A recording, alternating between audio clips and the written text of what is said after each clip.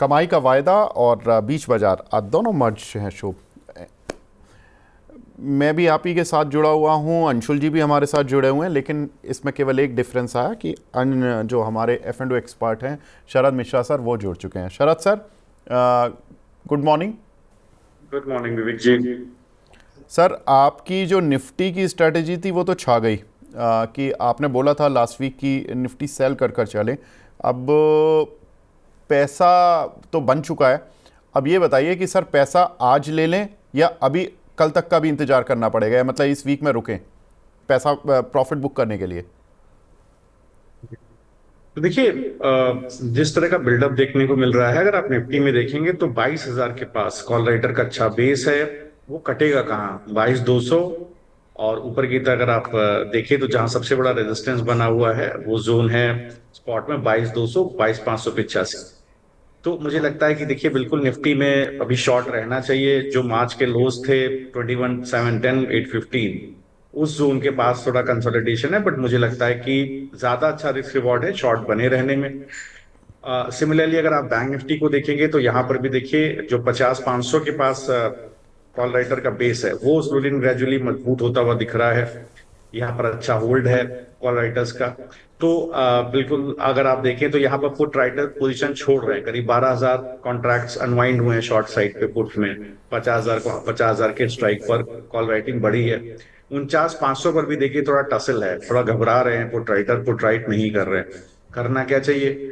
तो देखिए, 50,500 के पास एक अच्छा शॉर्ट बेस बना हुआ है और नया शॉर्ट बन रहा है 49,660, 49,900, 49,660, 49,900, इस जोन के पास भी देखिए नया शॉर्ट बेस बन रहा है। अगर ये सफल रहता है, बिल्डअप हो जाता है शॉर्ट, तो नीचे आपको 48,160, 48,630 तक आपको बैंक निफ्टी में एक और गिरावट देखने को मिल जाएगी। तो ये मुझे लगता है कि यहाँ पर करीब करीब आप मान लीजिए 2-2.5% की गिरावट और बैंक निफ्टी में मिल जाएगी। तो शॉर्ट बने रहना मुझे अभी भी लगता है, सेल ऑन राइज का व्यू रखना चाहिए। तो अब आप कैसे इस चीज को ट्रेड करें? अगर आप बैंक निफ्टी को देख रहे हैं तो देखिए, उन पिछले वीक में मैंने 51,700 की कॉल आपको दी थी, करीब 750 रुपए की, तो 2100 की हो गई। अगर आप 49,300 का पुट खरीदें इस महीने का, तो अभी देखिए बहुत तेजी से भाग रहा है, 930 हो गया देते देते। तो मुझे लगता है अगर आप अभी भी इसको चेस करेंगे तो स्टॉप लॉस थोड़ा डीप हो जाता है 640 के आसपास, बट मुझे लगता है 1200 तक के भाव यहाँ आपको कम से कम देखने को मिल जाएंगे। सिमिलरली 21,700 का इस एक्सपायरी का 9 तारीख ले लीजिए। तो यहाँ पर भी देखिए एक अच्छा, बहुत तेजी से एक बार आप देखेंगे पिछले 1 घंटे के अंदर एक प्राइस मूव देखने को मिला है। इसको भी मेरे ख्याल 214 रुपए का भाव है अभी। आप खरीद लीजिए, 90 रुपए का स्टॉप लॉस डालिए। मुझे स्लोली एंड ग्रेजुअली लगता है 150, 200 और थोड़ा सा पोजिशनरी होल्ड करेंगे तो 275 तक के टारगेट आपको देखने को मिलेंगे। बड़ी गिरावट यहाँ पर निफ्टी में मुझे लगता है सेल ऑन राइज का व्यू बने रहना चाहिए। फिलहाल sell on rise Sharad sir को लग रहा है, और निफ्टी का ट्रेंड अभी वीक लग रहा है। लेकिन अंशुल भाई भी हमारे साथ जुड़े हुए हैं और उनसे जुड़े हुए सवाल। अच्छा, अभी अंशुल जी चले गए हैं, लेकिन अंशुल जी शायद दोबारा लौटेंगे हमारे साथ। लेकिन कुछ एक सवाल मैं ले लेता हूँ जो कि दर्शकों के मिल रहे हैं।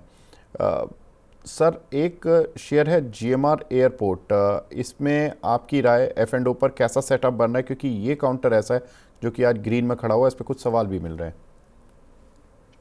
तो देखिए, इसमें शॉर्ट सेटअप बन रहा है। अगर थोड़ा सा आप एग्रेसिवली फ्यूचर्स ट्रेड करते हैं तभी ये ट्रेड लीजिएगा, वरना मत लीजिएगा। 82 रुपए 90 पैसे का स्टॉप लॉस डालिए। 80 रुपए 90 पैसे का भाव है। पिछले 1 घंटे में हमें एक हैंगिंग मैन पैटर्न देखने को मिला है। और पहले अगर आपने शॉर्ट ले लिया है, बहुत बढ़िया। जितना कम रिस्क, जितना कम आपका रिस्क रहे उतना अच्छा। मुझे लगता है ये गिरावट थोड़ा इसमें अभी आएगी, करीब 78 रुपए 60 पैसे, 78.60 तक का आपको इसमें टारगेट देखने को मिल जाएगा। तो इसमें आपको शॉर्ट सेटअप बनाना चाहिए। ठीक है, हमारे साथ अंशुल जी भी आ चुके हैं वापस। अंशुल जी, हाँ आवाज़ आ सर। रही है आपको मेरी? हाँ, आपकी आवाज आ रही है। ठीक है। अंशुल भाई, ये बताइए, एक हमारे दर्शक हैं खान साहब साबिर जी, ये पूछे हिंदुस्तान जिंक 451 रुपये पर लिए हुए हैं, क्या करना है? तो हिंदुस्तान जिंक, हिंदुस्तान कॉपर, ये तो बहुत समय से मैं सेल बोल रहा हूँ। जब बाइंग क्लाइमेक्स हुआ था 716 पे, 409 का टारगेट था।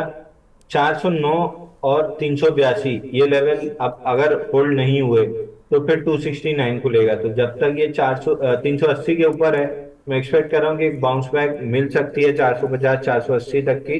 बट 380 तोड़ने के बाद फिर 269 तक कोई सपोर्ट नहीं है, तो अगर आपके पास किसी भी तरह का लॉन्ग है, 380 आपका लास्ट स्टॉप लॉस है।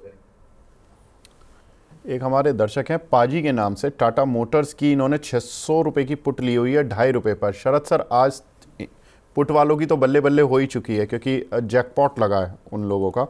और टाटा मोटर्स की ये मैं पुट देख रहा हूँ 600 रुपये की, वाह, 46 रुपये हो चुकी है सर। इन्होंने लगाए थे कितने, 550 का लॉट है, हार्डली 1200-1400 रुपये सर। और अभी बन रहे हैं इनके 23,000 रुपये से ज़्यादा, 25,000 रुपये, मतलब 1200-1500 रुपये लगाकर 25,000 रुपये की वैल्यू पर आ जाना, पाजी वाला ही काम किया है। शरद सर, अब क्या करें? देखिए, कल भी शायद किसी ने सवाल पूछा था, उस दौरान भी डिस्कस हुआ था कि 546, 545 नीचे की तरफ ये एक अच्छा जोन है, लॉन्ग टर्म जोन है। देखिए, वहीं पर गिर करके स्टॉक आके अगर खड़ा है और आपको पुट में देखें तो अच्छा पैसा बनता हुआ दिखा रहा है। 45 रुपए का भाव है। मुझे लगता है कि अभी 40 रुपए के स्टॉप लॉस से आप बने रहिए, आपका अच्छा फायदा हो रहा है इसके अंदर। स्लोली एंड ग्रेजुअली आपको 55 से 60 रुपए के टारगेट यहाँ देखने को मिल सकते हैं। पुल बैक आएगा, अगर कोई गिरावट आती है तो 40 रुपए का स्ट्रिक्ट स्टॉप लॉस रखिएगा, अब तब भी आप इन द मनी है, निकल जाएंगे। और अगर अगर ये आगे बढ़ता है पोजीशन तो आपको 55 से 60 रुपए का टारगेट यहाँ देखने को मिल जाएगा। एक हमारे दर्शक हैं तनिष्क जी, ये पूछ रहे हैं अंशुल भाई, बॉश, नेस्ले और विप्रो, ये 3 शेयर 5 साल तक होल्ड करने चाहिए या कर सकते हैं या नहीं? अगर नहीं तो ऑल्टरनेट तो खैर आपने बहुत सारे शेयर बताए हैं, लाइक टाटा स्टील हो गया, गेल हो गया, अदानी पावर हो गया, अदानी एनर्जी सॉल्यूशन हो गया, अदानी ग्रीन हो गया, रिलायंस हो गया, और आईओसी, एचपीसीएल हो गए। ये काफ़ी सारे ऑप्शन आपने ऑलरेडी बताए हैं, लेकिन ये 3 शेयर बताइए सर, बॉश, नेस्ले और विप्रो। सर बॉश बहुत अच्छा तो नहीं लग रहा है। अभी अगले 1 1.5 साल तो नहीं लग रहा है कि इन्वेस्टमेंट करने लायक है। उसके बाद वाले बेस बना ले या डिप ले ले तो अलग बात है, फिर बदल जाएगा। फिलहाल तो नहीं है भाई। नेस्ले या एफएमसीजी मेरे को नहीं ठीक लग रहा है। नेस्ले में अभी और मेरे को 1900 तक की डाउनसाइड दिख रही है। और विप्रो अगेन आईटी में हमेशा अंडर परफॉर्मर रहा है, तो विप्रो कभी भी एक्टिव वॉच लिस्ट में रहा भी नहीं है। अगर चलता है मार्केट तो इन्फोसिस, टीसीएस ये सब जल्दी चल जाते हैं, विप्रो धीरे धीरे चलता है। गिरने में फिर विप्रो तेजी से गिर जाता है, बाकी स्टॉक्स कम गिरते हैं। विप्रो अगर आपको आईटी में रहना ही है तो फिर इन्फोसिस या टीसीएस सेलेक्ट कीजिए। विप्रो नहीं अच्छा लग रहा है। ठीक है, आगे बढ़ते हैं। एक हमारे दर्शक हैं, वो पूछ रहे हैं oil India, movie magic mix के नाम से है इनका आईडी। सर, शरद सर 386 के लिए हुए हैं, अभी क्या करें? जी, ऑयल इंडिया, देखिए अगर आपने 386 के भाव के आसपास का लिया हुआ है तो आज जिस तरह का ब्रेकडाउन इसके अंदर देखने को मिल रहा है, जो सपोर्ट है वो 320 328 के आसपास है। बट मुझे लगता है जो 360 का ब्रेकडाउन आया है ये बहुत क्रुशियल है। मुझे लगता है फर्दर डाउनसाइड यहाँ आपको देखने को मिल सकता है। हो सकता है अगर ये जोन तोड़ता है 320 328 तो आपको फर्दर गिरावट 280 रुपए तक भी देखने को मिल सकती है। कोई पुल बैक आता है, अभी आप 320 का स्टॉप लॉस डालिए, बने रही जो आपका पोजीशन है। स्ट्रेंथ अभी आएगी जब स्टॉक 357 रुपए 357 के ऊपर सस्टेन करेगा, 2 4 दिनों चलेगा। ठीक है। विवेक रेड्डी साहब पूछ रहे हैं अंशुल भाई, जेएसडब्ल्यू इंफ्रा, इन्होंने 1000 शेयर 299 रुपये के लिए हुए हैं। वैसे हम ये सवाल ले चुके हैं ऑलरेडी काफ़ी बार, लेकिन सुपर चैट पर आया इसलिए लेना पड़ रहा है। 1 साल के लिए होल्ड कर सकते हैं क्या? और please advise as compare to PS. Anshul sir, what is the best way to learn trading in stock option? Anshul भाई, आप दर्शकों को कुछ बताएंगे स्टॉक ऑप्शन में कैसे मतलब लर्न करें ट्रेडिंग? तो स्टॉक ऑप्शन फ्यूचर तो शरद जी ज्यादा अच्छा बता पाएंगे। मिड हाँ, कैप स्मॉल कैप हो तो आप मार्क मिनर्विनी या विलियम ओनील की मैं बुक बिल्कुल, पढ़ मैं यही सोच भी रहा था कि मैं ये वाला क्वेश्चन शरद सर से लेता हूँ, क्योंकि ये इन्होंने एक सवाल में 2 सवाल पूछ लिए हैं। सर आप जेएसडब्ल्यू इंफ्रा बता दीजिए, फिर मैं शरद सर के पास आता हूँ स्टॉक ऑप्शन समझने के लिए। जेएसडब्ल्यू इंफ्रा तो यहाँ पे बाई करना चाहिए सर, अच्छी अच्छी रेंज है बाई करने की। इस रेंज में 275 276 ये रेंज में बाई करके चलना चाहिए। ठीक है, शरद सर आप बता दीजिए sir, best way to learn stock options कैसे करें सर? तो देखिए, सबसे पहली चीज है जो एफएनओ स्टॉक्स हैं उसके अंदर आपको ये देखना पड़ता है लिक्विडिटी कैसी है। सभी जगह पे आप ट्रेड नहीं करिए। अगर लिक्विडिटी अच्छी नहीं है तो आपको थोड़ा दिक्कत हो सकती है। उस कंडीशन में आपका ट्रेड आप डालेंगे, हो सकता है एग्जीक्यूट ना हो सकता है एग्जिट ना हो, तो आप बड़ा ट्रेड डाल देंगे। तो लिक्विडिटी जरूर देख लीजिए, ऊपर इंटरेस्ट कैसा है, पहली चीज जो इंपॉर्टेंट है। दूसरा, अगर आप स्टॉक को ऑप्शन में करना चाहते हैं तो सबसे पहली चीज है समझिए कि अगर आप ऑप्शन बायर हैं तो कितना प्रीमियम आप रिस्क ले सकते हैं। कितना प्रीमियम आपका जीरो हो जाए तो आपको दर्द ना हो, वो कॉल आप लीजिए। क्योंकि आपके अगेंस्ट एल्गोस प्ले करते रहते हैं, तो आप अगर आप स्टॉप लॉस डाल करके चलेंगे तो ये बहुत प्रोमिनेंटली देखा गया है कि उसके अंदर आपके स्टॉप लॉसेस ट्रिगर हो जाएंगे, आप ट्रेड से एग्जिट हो जाएंगे, स्टॉक वहीं जाएगा जहां आप एंटिसिपेट करे थे कि जाए। तो थोड़ा पैसा डालिए, थोड़ा पैसा से ही ट्रेड कीजिए और वोलेटिलिटी को एब्जॉर्ब करने की कोशिश कीजिए। अगर स्टॉक वोलेटाइल हो रहा है कोई बात नहीं, आप इतना रखिए कि साहब अगर मैंने 40,000 रुपया डाला है तो हाँ ठीक है, 20,000 जाएगा तो मेरे कोई दर्द नहीं होना चाहिए। आप छोटे छोटे ट्रेड लेंगे तो नुकसान आएगा। और आप थोड़ा लंबा ट्रेंड पकड़ने की कोशिश करें। थोड़ा टेक्निकल एनालिसिस का ज्ञान होना आपको जरूरी है। फॉर एग्जाम्पल, अगर अगर आपको ओवरबॉट स्टॉक दिखता है या ओवरसोल्ड स्टॉक दिखता है, आप थोड़ा बहुत टेक्निकल इंडिकेटर्स को समझते हैं, तभी आप ट्रेड कर पाएंगे। तो अगर आप वैनिला ट्रेडिंग करेंगे, अगर आप without any bias and bases trading करेंगे, तो एक नुकसान होने की प्रोबेबिलिटी बढ़ जाती है। शरद सर, एक अनुज भूपेश जी हैं हमारे साथ सुपर चैट पर, उनका भी क्वेश्चन है। टाटा कम्युनिकेशन सर 1569 रुपये का लिया हुआ है, क्या करना चाहिए इनको?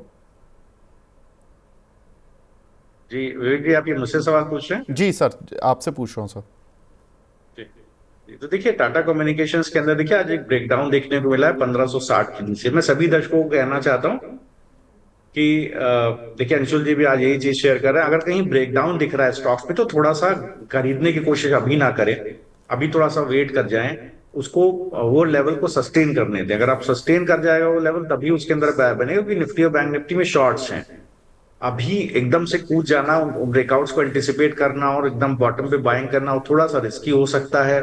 फर्दर लेग्स हों आपके और भी शॉर्ट के, तो ये बहुत एडवाइजेबल नहीं रहेगा। जैसे इस पर्टिकुलर स्टॉक के अंदर देखिए तो 1550 के पास एक बड़ा शॉर्ट सेटअप है, वहां एक ब्रेकडाउन बनता है। तो जब तक उसके ऊपर ना सस्टेन करे आप कोई बड़ा बेट ना लें। नीचे की तरफ स्टॉप लॉस 15 रुपए के पास रखें और बने रहें। वो जोन टूटता है तो इसको बेचें, क्योंकि नीचे फिर आपको नीचे का लेग खुलेगा जो 1420 तक स्टॉक को लेकर के जाएगा। ठीक है। एक कैश का शेयर है, विशाल शर्मा जी का सवाल है सुपर चैट पर। ये पूछ रहे हैं साइन लाइफ साइंस के बारे में बता दीजिए अंशुल जी। 549 रुपये का परचेस किया हुआ है, क्या करें? सेल करें या होल्ड? अच्छा, कौन सा लाइफ साइंस है? Sir Sai life science, SAI Sai life science 7% नीचे आज 666 चल रहा है अभी। सर आईपीओ जिस दिन लिस्ट हुआ था उस दिन एक बड़ी कैंडल बनी थी जिसका रेंज था 780 और 650। लगभग पूरा समय उसी रेंज के अंदर टाइम स्पेंड किया है। इधर उधर ब्लिप जरूर है अपसाइड और डाउनसाइड में, बट ब्रॉडली उसी रेंज के अंदर है। तो मैं एक्सपेक्ट कर रहा हूँ कि रेंज कंटिन्यू रहेगा। तो एक बार रेंज के अपर एंड से आया है तो रेंज के लोअर एंड 650 तक ये काउंटर आ सकता है। बाइंग की तो कोई सलाह नहीं है, लेकिन 650 के राउंड अगर रिजेक्शन बनता है तो एक बार जरूर ट्राई कर सकते हैं। रेंज में रहेगा 650 780 जब तक रेंज नहीं टूटती है। ठीक है, आगे बढ़ते हैं। एक हमारे दर्शक हैं, उन्होंने रिलायंस की कॉल ली हुई है। शरद सर, क्या करें अभी रिलायंस की कॉल में? क्योंकि वैसे अंशुल भाई ने तो आज रिलायंस खुद खरीदे हैं कैश में, लेकिन आपका क्या नज़रिया है सर रिलायंस पर? तो देखिए बिल्कुल देखिए, इस तरह की जब गिरावट होती है तो हैवी वेट्स के अंदर बाइंग होती है। स्ट्रॉन्ग हैंड्स के द्वारा स्टैगर्ड बाइंग आपको अक्सर वॉल्यूम में देखने को मिल जाती है। यहाँ पर भी अगर आप देखेंगे तो बिल्कुल 1145 का भाव है। मुझे लगता है एक सपोर्ट जोन इसका टूटा है 1156 का, जो इसका प्रीवियस स्विंग लो था। थोड़ा हो सकता है गिरावट ऊपर नीचे रहे, ये हो सकता है स्टॉक थोड़ा और गिरावट होकर के 1082 तक आ जाए। बट अगर आप लंबी अवधि के हिसाब से खरीदना चाहते हैं तो एक अच्छा मौका है, आप इसमें खरीदारी कर सकते हैं। जी। और जिन एक दर्शक हैं सूरज जी, इन्होंने रिलायंस का फ्यूचर लिया हुआ है 1155 में। आई थिंक आज ही लिया होगा, क्योंकि अभी तक तो 1200 के ऊपर ही चलता था, आज से कुछ दिन पहले तक। आज ही मिला होगा इनको। तो सर अभी रख लेना इसको ग्रुप में मैसेज आ शरद रहा सर? है। जी जी, बिल्कुल। देखिए, अगर अगर अभी इसको आप होल्ड करना चाहते हैं तो बिल्कुल, अगर आप रिलायंस के फ्यूचर को होल्ड कर रहे हैं तो आपको देखिए थोड़ा स्टॉप लॉस थोड़ा डीप हो जाता है। मुझे लगता है कहीं 1,000 रुपए के आसपास का स्टॉप लॉस हो जाता है। और बड़ा मूव तभी आएगा जब आपको ये 1157, 1163, मतलब 1115,763 के ऊपर जाकर के सस्टेन करे, क्लोजर क्लोजर ले, तो एक आपको एक अच्छा पुल बैक 1200, 1225 तक मिलेगा। बट ये कैविएट है, अगर रिलायंस चलेगा तो निफ्टी भी चलेगा, निफ्टी को सपोर्ट लेंड करेगा। तो इन दैट केस रिलायंस का चलना बहुत इंपॉर्टेंट है। थोड़ा सा मुझे लगता है 1150 के पास अच्छा कॉल राइटर का बेस है, हो सकता है आपको थोड़ा चलने में तकलीफ आए, तो आप इस पोजीशन को थोड़ा लंबी अवधि में आपको कैरी करना पड़ सकता है। ठीक है। गौरव शर्मा जी का सवाल है, अंशुल भाई 980 पर जस्ट डायल लिए हुए हैं, क्या करें?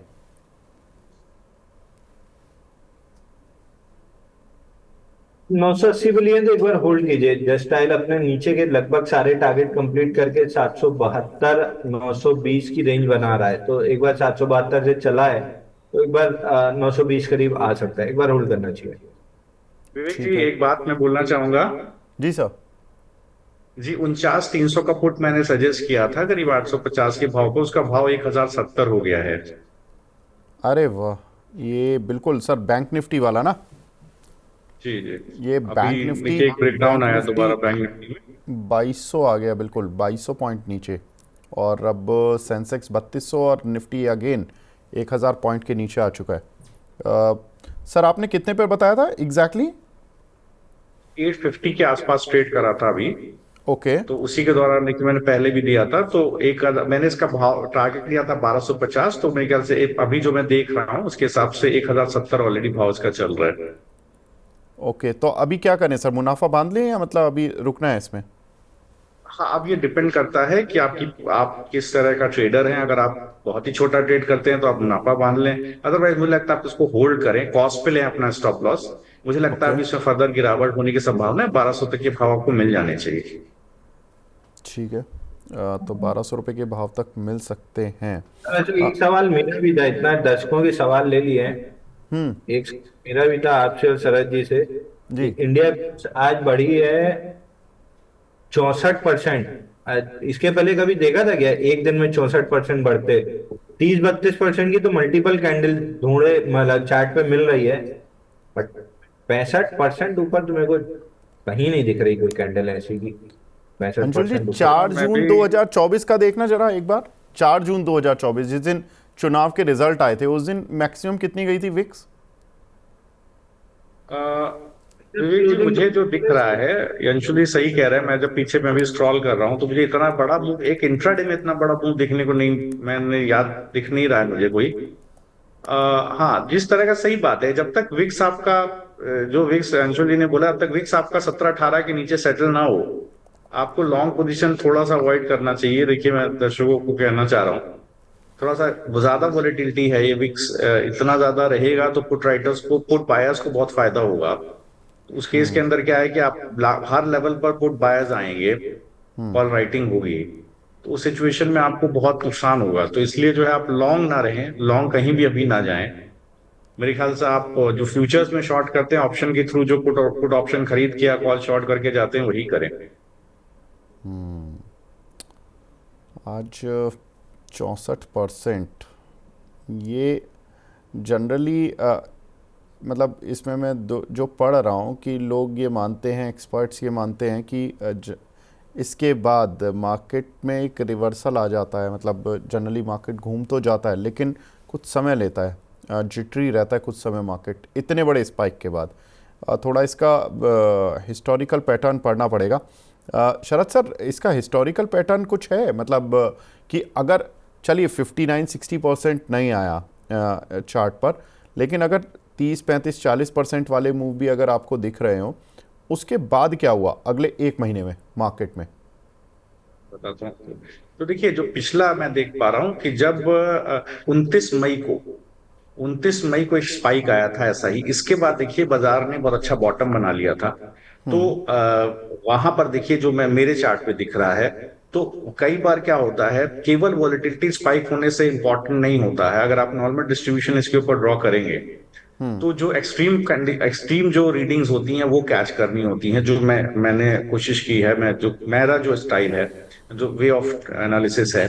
तो इसमें मुझे 29 जून को एक स्पाइक दिखता है। उसका देखिए बाजार में एक अच्छा बॉटम बना था, एक अच्छा बॉटम बन गया था, और एक अच्छा हमको एक बार पुल बैक ऊपर की तरफ देखने को मिला है।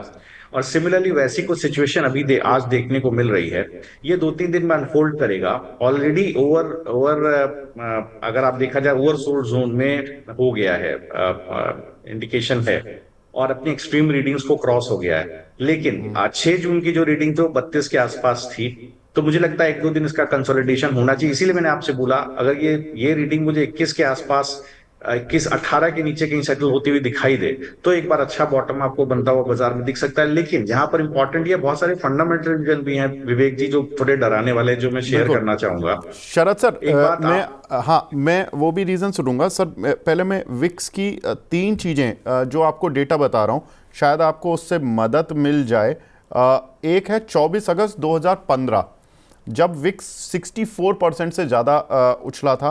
अ, वो ब्लैक मंडे कहलाया। और 24 अगस्त 2009, उस दिन भी निफ्टी जो था, ये विक्स जो था, वो 65% इंट्राडे में स्पाइक किया था। और 22 मई 2009, वहाँ पर 68.63% का हाई विक्स का था। ये 2009 में 22 मई।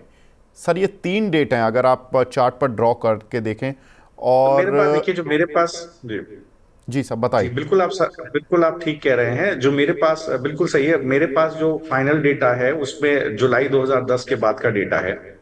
और बिल्कुल आप सही कह रहे हैं, स्पाइक आपको 2015 में आया था। दैट वाज 37 की रीडिंग तक हमको एक स्पाइक देखने को मिला था। That was somewhere around May 14, if I can read it correctly. Second spike आपको करीब अगस्त 2015 के आसपास, और बिल्कुल इस तरह के स्पाइक्स आपको देखने को मिले हैं। और अराउंड आप जैसा आपने अभी जिक्र किया, करीब मार्च 2020 में भी एक ऐसा स्पाइक हमें बड़ा देखने को मिला था। और देखिए अभी भी जो जो पर्टिकुलर स्पाइक आया है, ये सिग्निफिकेंट है। लेकिन मुझे लगता है कि जो लास्ट स्पाइक था दैट वाज ऑन 5 जून, वो करीब 31 की रीडिंग तक हमें विक्स देखने को मिला था। अभी ये 22 की रीडिंग पर है।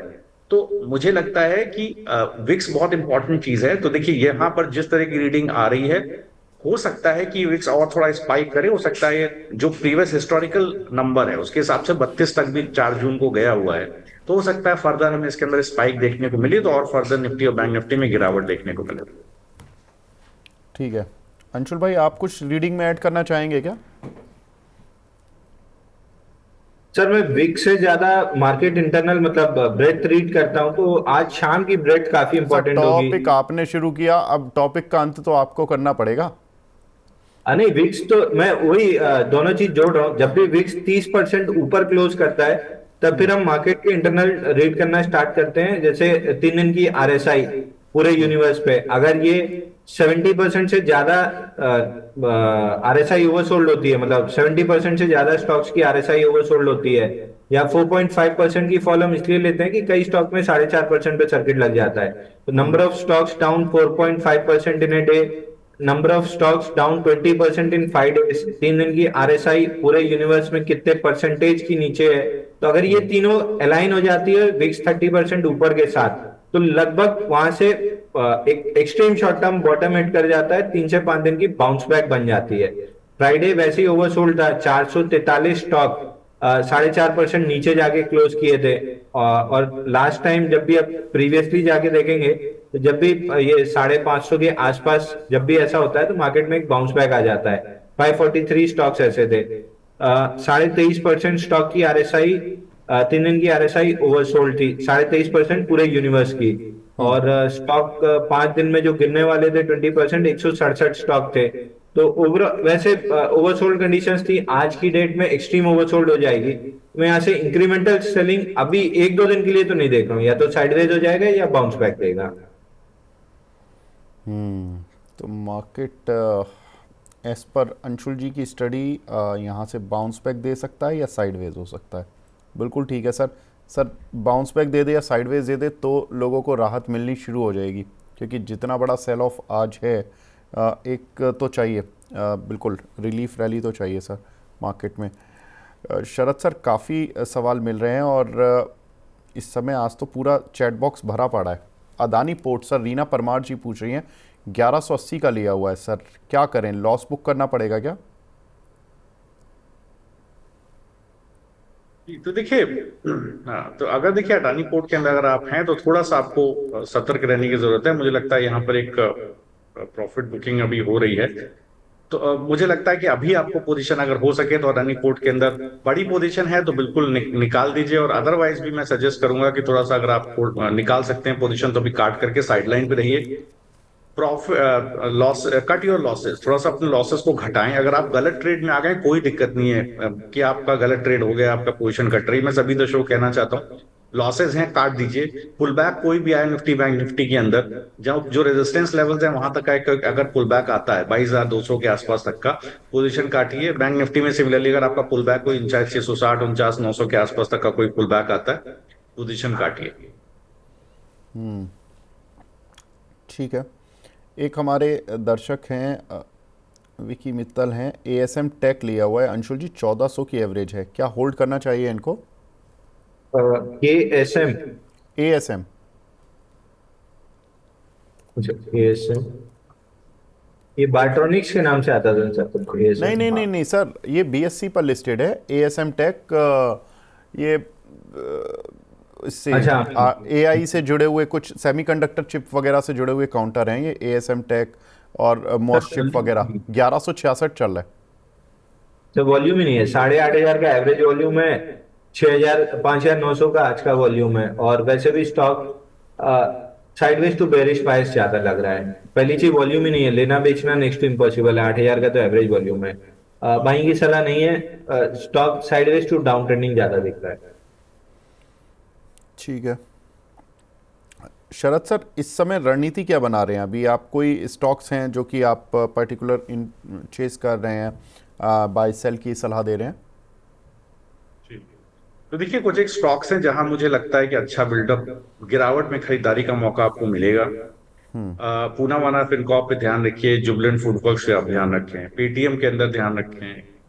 मुझे लगता है इसके अलावा मैक्स हेल्थ है, अपोलो हॉस्पिटल है, मैक्स फाइनेंशियल सर्विसेज है, फेडरल बैंक है, मैं बजाज फाइनेंस है, ये कुछ एक स्टॉक है जहां मुझे लगता है बिल्कुल। अडानी एयरपोर्ट, जेएमआर एयरपोर्ट है, मैंने अभी शॉर्ट दिया है, थोड़ा नीचे के लेवल पर आता है, अच्छी खरीदारी बनती। तो ये सब स्टॉक्स है जहां बिल्कुल, मुथूट है जहां पर मुझे लगता है बिल्कुल एक अच्छी खरीदारी बनेगी नीचे के स्तर पर। और ये सारे स्टॉक्स में अगर आप खरीदारी करेंगे, फ्यूचर्स में भी करेंगे, थोड़ा निफ्टी को सेटल होने दीजिए, तो आपको एक अच्छा मूव देखने को मिलेगा। सर तो आज कोई लेवल वाले शेयर नहीं है कि मतलब जैसा आप देते हैं एफ एंड ओ स्ट्रैटेजी? तो देखिए बिल्कुल, तो अगर आप लेवल के लिए जाएं तो देखिए अपोलो हॉस्पिटल को मैं जरा शेयर करना चाहूंगा। तो अपोलो हॉस्पिटल को देखेंगे आप, यहाँ पर जरूर आप एक अच्छा बेस देखिए बनता हुआ दिखाई दिया है। मुझे लगता है अगर मैं इसको फ्यूचर्स में कॉल देता हूँ तो देखिए बेस बहुत बढ़िया बना हुआ है, करीब 6,560 के आसपास एक अच्छा बेस है। जब तक ये सिंक ना करे मुझे नहीं लगता है कि फ्रेश वीकनेस आएगी। कल क्लाइंट्स को रिकमेंड किया था मैंने, आज एग्जिट भी कराया है, क्योंकि मुझे टेक्सचर पसंद नहीं आता, इसलिए मैंने 10 बजे के 10:30 के बाद एग्जिट करा दिया था। तो देखिए मुझे लगता है जैसे ये 6,764 के ऊपर निकलेगा विवेक जी, तब एक ट्रेड बनेगा, अभी नहीं। या तो थोड़ा गिरावट हो तो खरीदिए, आपको मोटा मोटा स्टॉप लॉस 6540 के आसपास रखिए, और या 6,764 के ऊपर निकल जाए, मुझे लगता है अच्छा मूव इसके अंदर आने की संभावना है। 6,900 से लेकर 7,000 तक के भाव इसमें अपोलो हॉस्पिटल में आएंगे, तो इसको जरूर अपने पास एक बार ध्यान में रखिएगा। दूसरा देखिए, एक ट्रेड मैंने आपको दिया था पूना वाला फिनकॉर्प का, तो यहाँ पर आप देखिए पूना वाला फिनकॉर्प देखिए जैसे ही गिरा वैसे नीचे की तरफ इसमें एक बेस बनता हुआ दिखाई दिया, 325 रुपए के आसपास, 336 का भाव है। ये स्टॉक भी सस्टेन कर रहा है, ये 336 300 336 337 के ऊपर अगर आज सेटल हो जाए, 1-2 दिन में सेटल हो जाए, ये दोबारा अपनी अपने ट्रेजेक्टरी लेकर के जाएगा। सो इनका जो प्रीवियस हाई 360 380 तक यहाँ आपको मुझे लगता है यहाँ पर आपको ट्रेड देखने को मिल सकते हैं। तो ये दो स्टॉक हैं जहां जरूर आप ध्यान लगा सकते हैं। दूसरा देखिए जीएमआर मैंने एक शॉर्ट दिया है अभी, तो यहाँ पर देखिएगा जीएमआर के अंदर बिल्डअप अच्छा है, लेकिन काफी चल गया था, इसलिए मैंने उसको, मुझे लगता है कि 78 तक 79 78.75 तक जाएगा, उस भाव पर आपको मिल जाएगा कहीं नीचे, तब आप जरूर इसको लेकर के जाइए। 76 रुपए का स्टॉप लॉस डालिए, ये थोड़ा वैसिलेट करेगा। मुझे लगता है जैसे ही 80 रुपये 50 पैसे के ऊपर निकल जाएगा इसका 87 88 का टारगेट ऊपर की तरफ खुलेगा। ठीक है। तो जीएमआर एयरपोर्ट, अपोलो हॉस्पिटल, ये कुछ एक काउंटर हैं जहाँ पर कि आपको ध्यान रखना है। लेकिन शरद सर, मैं एक चीज़ की तो दाद देता हूँ आपकी। जो आपने थर्सडे को बैंक निफ्टी दिलवाई थी 51,700 की पुट, वो 750 रुपये पर बताई और अभी चल रही है 2160 या इससे ज़्यादा ऊपर आ गई है। एक बार देख लेता हूँ मैं। जी सर, थोड़ा और ऊपर, ये थोड़ा और ऊपर चल गई है। अच्छा, तो अब तो इन द मनी है बैंक जी। निफ्टी की पुट आपने बताई थी सर 51,700 वाली ना? एक सेकेंड। 2600, माय गॉड सर, इसका लॉट साइज कितना है? 30 का। जी सर। तो अपने को मिल गए करीब करीब 1750 पॉइंट। हालांकि हमारा जो आज सीएमपी है 2160, मतलब आपने जब ये मॉर्निंग में रिवाइज करके बताया। सर कहाँ पे प्रॉफिट बुक कराया आपने?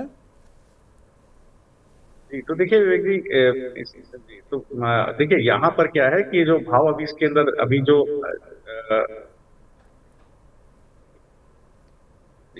तो ये जी देखिए, बैंक निफ्टी के अंदर मुझे लगता है कि अब चूंकि डीप इन द मनी हो गया, अभी देखिए फर्दर गिरावट देखिए बहुत तेजी से बैंक निफ्टी में आ रही है। आज इसको होल्ड कर जाइए, अभी अभी इसको जाने दीजिए नीचे, अभी आप इसको होल्ड कर रहे हैं, इसको काटने की जरूरत नहीं है, ये आपको थोड़ा सा और ऊपर की तरफ भाव देगा। अब आप इसको ट्रेल ट्रेल करिए, अगर आपके पास है तो आप ट्रेल करिए। 1120 का देखिए भाव इन द मीन टाइम 49,300 की कॉल में भी आ गया विवेक जी। तो देखिए इसको बिल्कुल ट्रेल कीजिए, 2600 का भाव है, घंटे का आप स्टॉप लॉस डालिए, इसको ट्रेल कर जाइए। अब स्टॉप लॉस आप करीब 2260 के आस 2250 के आसपास रख के आप ट्रेल कर जाइए। मुझे लगता है अभी फर्दर गिरावट सेकंड हाफ में इसमें आएगी। फिर आप अपना मुझे लगता है 49,000 के आसपास स्पॉट के आसपास में आप प्रॉफिट बुक ले, 200 250 पॉइंट मुझे अभी और इसके अंदर दिखते हैं। ये आप थोड़ा थोड़ा करके प्रॉफिट चाहें तो बुक कर सकते हैं। मुझे लगता है 49,000 तक स्पॉट पे इस पे जरूर एक बार गिरावट आ सकती है। ठीक है। एक बस आखिरी क्वेश्चन ले रहा हूँ अंशुल जी आपसे कि एक हमारे दर्शक हैं वो पूछ रहे हैं कार ट्रेड, ये 1740 का लिया हुआ इन्होंने, क्या करें?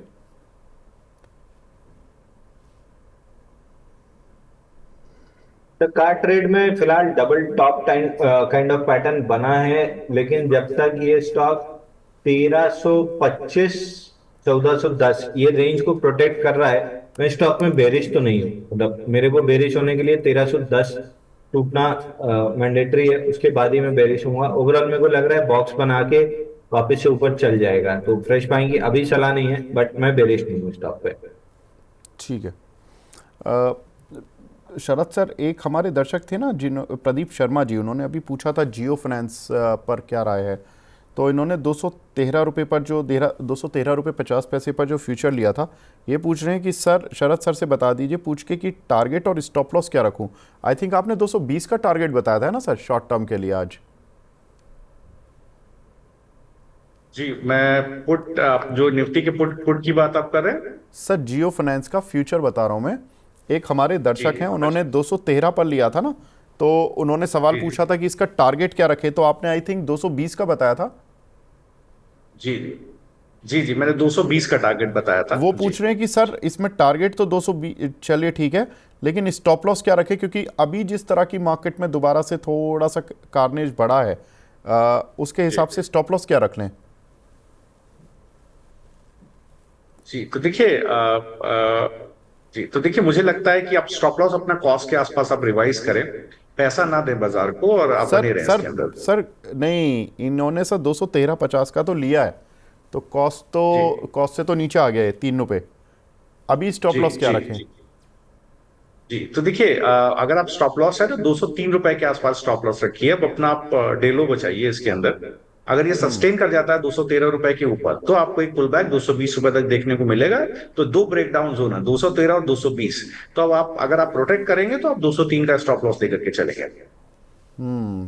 तो ये तो सर थोड़ा सा ख़राब ट्रेड हो जाएगा इनके लिए, क्योंकि 213.50 पर लिया, 203 का स्टॉप लॉस लगाया तो 10 रुपये जाएंगे, और मिलने के लिए इसमें 213 के ऊपर 7 रुपये भी नहीं देखिए मिलेंगे इनको।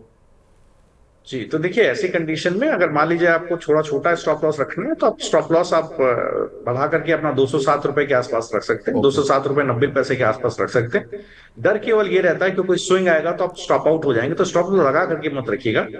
₹207 के नीचे फिसलने लग जाए, घंटा सस्टेन करे तो पोजीशन काट लीजिएगा।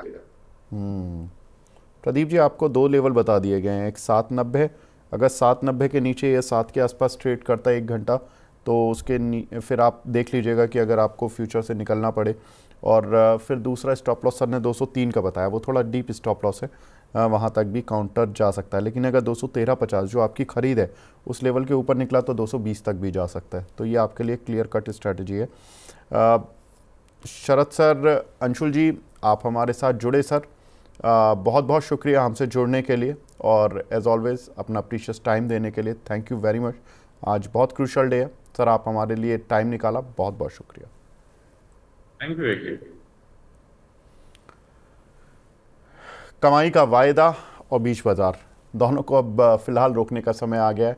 बने रहिए मनी 9 के साथ और 1 बजे हमारा खास सेगमेंट हेलो मनी 9, इस में जिन दर्शकों के सवाल नहीं ले पाए वो अपने सवाल पूछ लें और हमारे साथ नए मेहमान जुड़ेंगे, उनसे हम आपके सवाल डिस्कस करेंगे।